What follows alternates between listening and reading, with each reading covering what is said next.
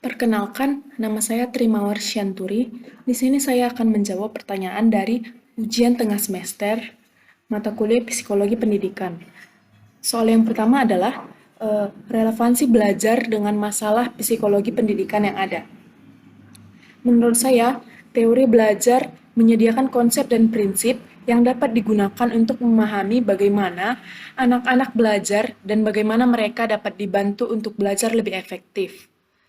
Teori belajar juga dapat digunakan untuk memahami bagaimana anak-anak mengembangkan keterampilan sosial dan keterampilan akademik, serta bagaimana mereka dapat dibantu untuk meningkatkan keterampilan mereka.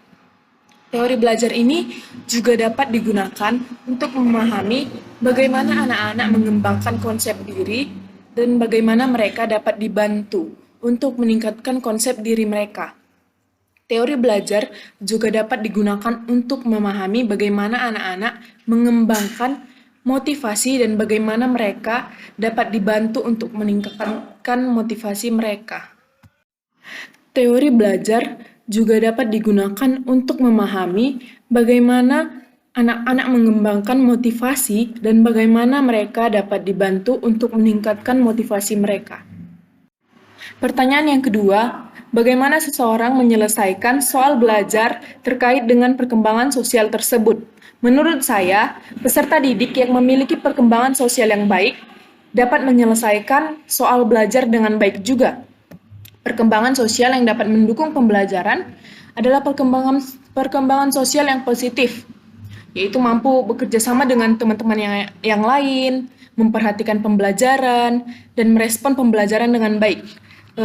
Perkembangan sosial yang positif juga dapat membentuk kepercayaan diri seorang peserta didik, kekreativitasnya, minat dan bakat, serta motivasi dari peserta didik tersebut.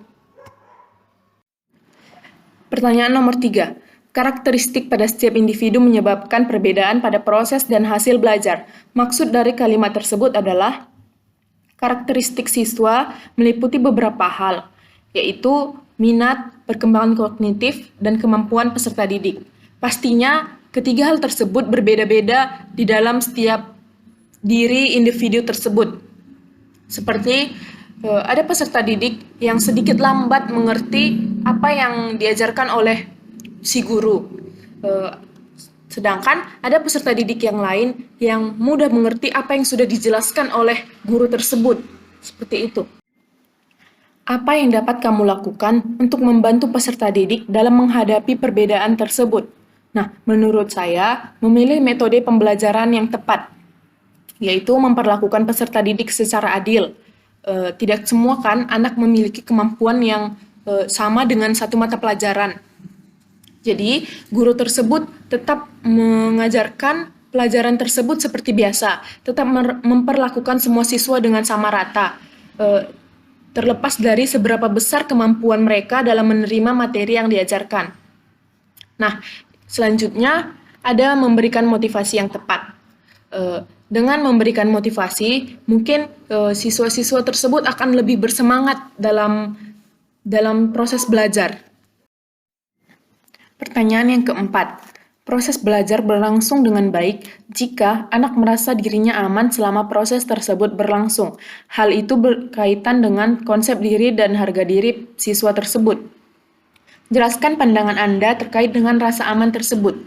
Menurut saya, rasa aman sangat berpengaruh terhadap semangat belajar karena rasa aman akan menimbulkan ketenangan kepada siswa di dalam melaksanakan tugasnya sebagai pelajar.